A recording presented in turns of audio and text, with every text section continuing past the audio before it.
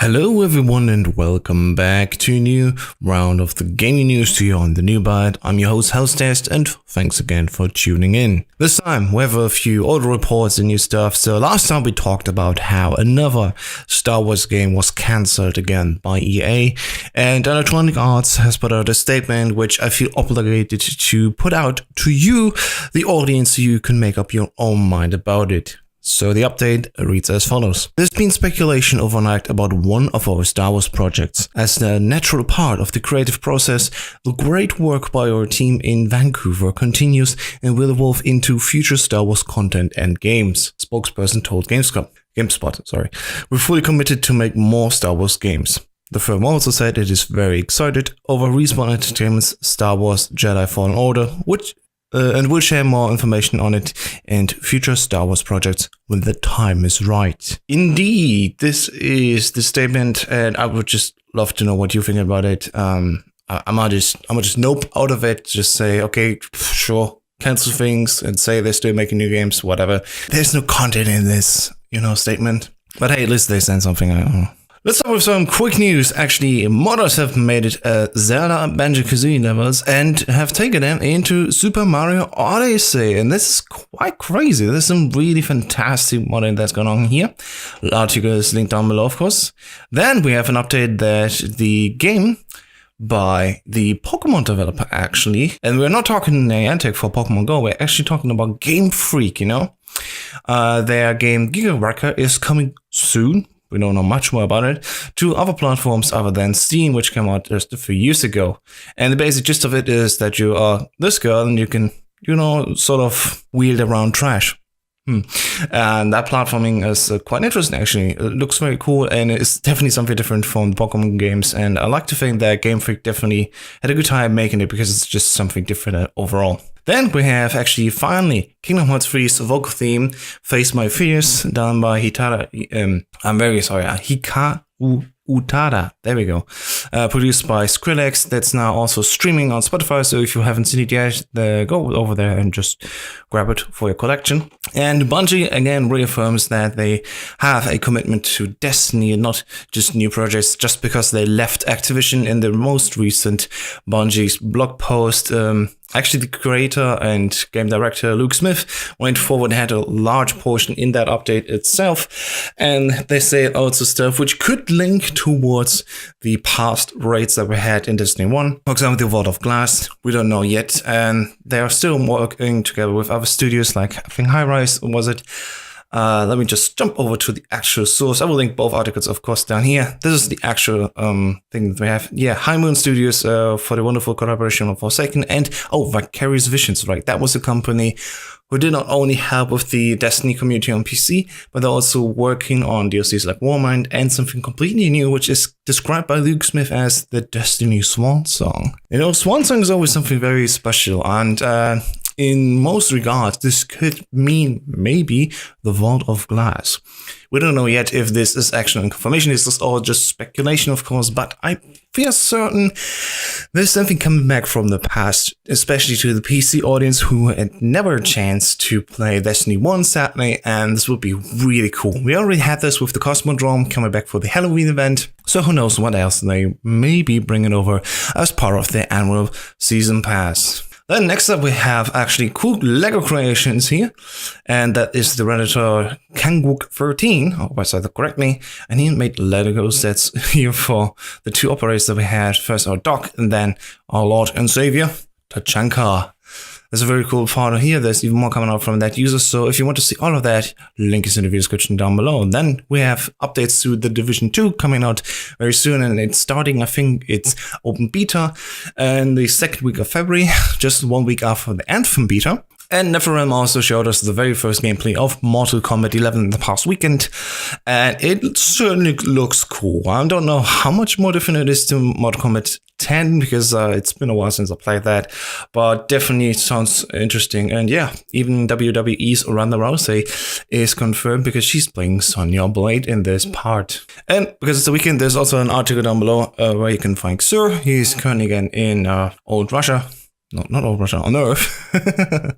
And yeah, we stick around until the reset on Tuesday. Here's the Vigilance Wing, which is cool Pulse Rifle, Orpheus Rig, and X-Hunter Hunter Leg Armor, Hellfire Heart for the Exotic Titan Chest Armor and Varieties Bro, and Exotic Warlock Helmet. And of course also the Faded Engram. All these things are linked down below. And now we come to the big highlight of this show. I've seen it already in the title. Two very big Fortnite things are happening right now. Netflix claims Fortnite is now a bigger competitor than HBO. And that is interesting because here we have a very interesting moment in time where gaming actually is just getting bigger than just gaming itself. You know, you don't have competitors between different games. We actually have also different media now reacting, saying actually not only is a different, cable service manager like HBO a competitor through Netflix, they also said it in their most recent earnings call, and actually they feel the impact of Fortnite. Because it's true, right? After school, for example, or even, I don't know, if you're older, after work, if you don't watch Netflix and instead play Fortnite, that is a loss for Netflix. And if people even say, well, I actually have a good group that I play almost every evening, which I don't even know why we should keep Netflix around, they cancel their subscriptions. Which also get more expensive, by the way. Just a heads up if you haven't heard about it yet. Netflix subscriptions get even more expensive again. And yeah, they say here, its ability to earn consumer screen time away from a very broad set of competitors, before adding that it also competes with and loses to Fortnite more than to HBO. And yeah, Fortnite's impact is now being felt by some of the biggest names outside of the gaming industry, a very pivotal point in time. And yeah, just remember, gaming isn't that old compared to TV. TV is just a few decades older, but gaming still feels fresh, and especially how large it has become in this in this century, in the 2000s and onward, how big it has become. It is bigger than any of the other, spheres. Like books aren't as big anymore. I think music is not the biggest industry anymore. Gaming is one of the largest with movies, I think. Yeah, that's crazy. Because everything's linked down below if you want to see it yourself. And the other thing that I had here is an article by PC Games N. And it says Fortnite's V-Bucks are reportedly being used for money laundering. So according to a report by The Independent, Epic's currency inside of Fortnite, the V-Bucks, are being used as money laundering tool. And how does it work? Well, very easy. They're thieves, they steal credit cards. Okay, and with credit cards, if you're very quick and they don't get locked away right away, which you should always do if you notice, credit card's missing, just call your provider so they lock it. They're using it to purchase V-Bucks. And these V-Bucks can be sent out again, right? So, and if you are smart, you of course make it very cheap, because actually it's not your money that you use to purchase these V-Bucks, and you're just giving them away for rather cheap. And the money that you earn from selling these V-Bucks via stolen credit cards, that is how your money is then washed and laundered. So that way thieves are actually making a profit, of course. Even if the credit cards are being reported as stolen, get locked, and the transactions are getting reverted, you don't have to say anything about it anymore because the V-Bucks are gone. They're gone from your account, and you can just use the money that you earned from sending the V-Bucks, which you previously purchased from the stolen money via the credit cards. And this is not... Please don't go out and do this, okay? This is highly illegal. Just to make it sure, okay? I'm not encouraging this. I'm just reporting about it, right? Because I want to have you out there and knowing about this. And if you see very, very cheap V-Bucks, be suspicious. It's the same thing with stolen game keys. Because if you have a stolen credit card that purchases a key for a game, for example, on Steam, and you resell that key on a different site, like we had... I don't even know that site anymore. But different, game key resellers on the internet, which are suspiciously cheap compared to the more official store versions like Steam and Epic Store and such. You start to think okay, well, how are these prices cheap? And this is how they do it. This is how the mafia works. I mean, I know the meme is there, but seriously, this is how it works. And yeah, the discounted currency is being sold in bulk on the dark web. And probably resold and resold and resold. So tracking back the V-Bucks is even harder to use. But yeah, also smaller quantities are reportedly also being sold via various social media platforms such as Instagram and Twitter. So again, if you see a post out there that's saying something like, how to get V-Bucks? Seriously, watch out. Could be stolen money involved. Right? And you don't want to support that system, of course. So although it's more expensive, please only buy from official sources, not from something shady, okay?